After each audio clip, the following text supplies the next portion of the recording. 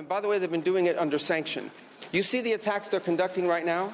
They're attacking airports. They're attacking hotels. They're hitting not just military bases. They're attacking our embassies directly. They're attacking facilities that have nothing to do with war or with military. And that's a weakened Iran. That's in Iran despite years of sanction. Imagine a year from now or a year and a half from now the capabilities they would have to inflict damage on us. It's an unacceptable risk, especially in the hands of a regime that's run by radical clerics. The Ayatollah was a radical cleric. That entire regime is led by radical clerics who don't make geopolitical decisions. They make decisions on the basis of theology, their view of theology, which is an apocalyptic one. That has to be taken very seriously as well. So that was the purpose for what this operation is all about. That's what it's focused on. As the President said earlier today, it is on or ahead of schedule. I will defer to the Department of War to discuss the progress being made at a tactical level, but it was the right decision and an important decision for the safety and security of the world. Does Congress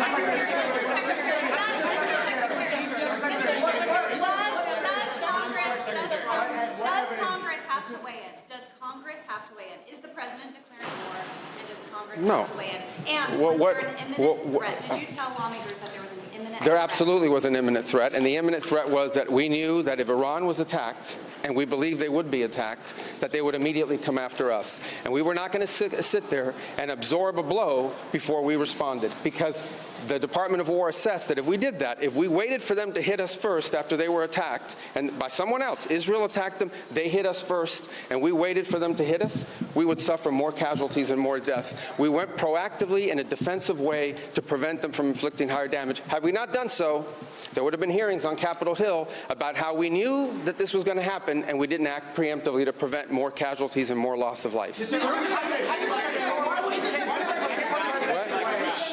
Was forced to strike because of an impending Israeli action? No, first of all, two things I would say. Number one is, no matter what, ultimately this operation needed to happen. That's the question of why now. But this operation needed to happen because Iran in about a year or a year and a half would cross the line of immunity, meaning they would have so many short-range missiles, so many drones, that no one could do anything about it because they could hold the whole world hostage. Look at the damage they're doing now. And this is a weakened Iran. Imagine a year from now. So that had to happen. Obviously, we were aware of Israeli intentions and understood what that would mean for us, and we had to be prepared to act as a result of it. But this had to happen no matter what. Secretary, President Trump said overnight that his top choices to now run with Iran were killed in the strikes. Does the United States have a firm plan for how they intend to handle this power vacuum in Iran to ensure that an Irish warliner does not take power? So two things, and two things can be true. Number one is our mission and our focus is the destruction of their ballistic missile capabilities and their ability to manufacture them, as well as the threat posed by their Navy to global shipping. That's their objective. That said, we would not mind, we would not be heartbroken, and we hope that the Iranian people can overthrow this government and establish a new future for that country. We would love for that to be possible. But the objective of this mission is the destruction of their ballistic missile capabilities and of their naval capabilities. So are you saying, based on that, are you saying that there is no responsibility, no plan for the U.S. to at least play a role in whatever government comes next? We might. We'll see how circumstances play out. But I'm telling you what the objectives of this operation are. The objectives of this operation are to destroy their ballistic missile capability and make sure they can't rebuild it, and make sure that they can't hide behind that to have a nuclear program.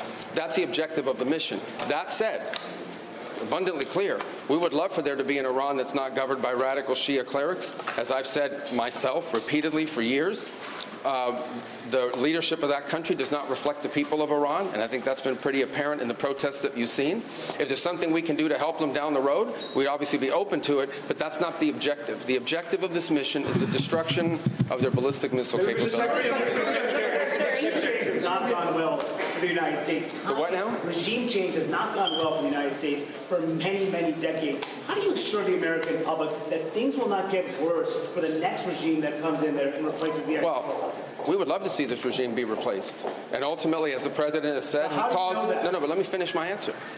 As the President has said, he would love for the people of Iran to use this as an opportunity to rise up and remove these leaders. They've been wanting to remove them from a long time. We've seen successive waves of protests, and we've seen them slaughter people. Okay? But the objective of this mission is to make sure they don't have these weapons that can threaten us and our allies in the region. That's why we're doing what we're doing now. And while we would love to see a new regime, The bottom line is, no matter who governs that country a year from now, they're not going to have these ballistic missiles and they're not going to have these drones to threaten us. That's the objective of this mission, is to deny them the ability to use ballistic missiles to threaten their neighbors, to threaten our bases, to threaten our presence in the region, and ultimately as a shield behind which they can do whatever they want with their nuclear weapons ambition. We were not going to let them hide behind that, and that's why this was such a critical mission to undertake now while they were at their weakest point, and not a year from now where they could inflict even more damage and perhaps already be behind that point of immunity. Right here behind. Go ahead, you and then you. Yes. Your critics in Congress have said that they should have a role, they should be able to weigh in here, and there are going to be war powers resolutions votes in Congress later this week. Why not notify Congress ahead of this, and does Congress... Well, we did. We notified Congress. I mean, we notified the Gang of Eight. We notified congressional leadership. There's no law that requires us to do that. The law says we have to notify them 48 hours after beginning hostilities. We've done that. I think the notification went today. But we did notify members of Congress in advance. But we can't notify 535 members of Congress. Vote to authorize the war. Well, the Congress can vote on whatever they want, but there's no law that requires us to do that. And I want to say something, because I see people on TV. Look, that's fine. If they want to take a war powers vote, they can do that. They've done that. They've done that a bunch of times. But there's no, people keep saying that there's no law that requires the president to have done anything with regards to this. To begin with, no presidential administration has ever accepted the War Powers Act as constitutional. Not Republican presidents, not Democratic presidents. That said, we have followed the notification at 48 hours. We're here today. I've done more Gang of Eight briefings than I got in the 4 years that Biden was president and I was a member of the Gang of Eight. All of that said, we've complied with the law 100%. And we're going to continue to comply with it. We've done the notification, and we officially to Congress, but we did notify members of Congress. We just can't notify 535 people. That's not possible. But we did the Gang of Eight twice. I briefed them last week, and then I called them the night before the operation. Can you tell us what you know, Mr. Secretary, of the administration knows about the strike on a building in southern Iran that the Iranians are saying was a school, reports of large numbers of civilians, including children, killed? Yeah, I've seen those reports. I would refer you, not because I'm not trying to answer your question, but I don't want to get it wrong. The Department of War would be investigating that if that was our strike, and I would refer your question to them, and I'll make sure they're aware that you have that question. But we'd like to know. American missiles. Well, clearly, the United States would not deliberately target a school. Our objectives are missiles, both the ability to manufacture them and the ability to launch them, and the one-way attract drones. That would be our focus, and that's what we would be focused on. We would have no interest and, frankly, no incentive to target civilian infrastructure. The Iranians are, on the other hand, targeting civilian infrastructure. You guys have seen it. I'm sure you've seen it. They're hitting hotels. They're hitting embassies. They're hitting airports. They're hitting oil infrastructure. Our children killed. Well, it'd be very tragic, but I can't speak to the details behind it because I just don't have it. It would be a tragic outcome if it's happened. I don't have the details as to what led to it. But what is clear is that the United States would not deliberately target a school.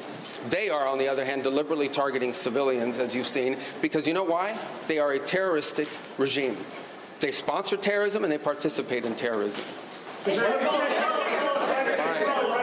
What's your message to Americans who are concerned about rising energy prices given the spiking of oil prices today? Yes, and we knew that going in would be a factor, and so we have a program in place that will begin to be implemented by Secretary Wright, Secretary Bessent. We talked about it last night, again, about this program. We talked this morning, and starting tomorrow you will see us rolling out those phases to try to mitigate against that. Obviously, markets are going to be reacting to news about what's happening. And again, a reminder, think about it, okay? This terroristic regime, led by radical clerics, has the ability, potentially, to shut off 20% of global energy. That's the kind of leverage they have because of their Navy. We're going to destroy their Navy.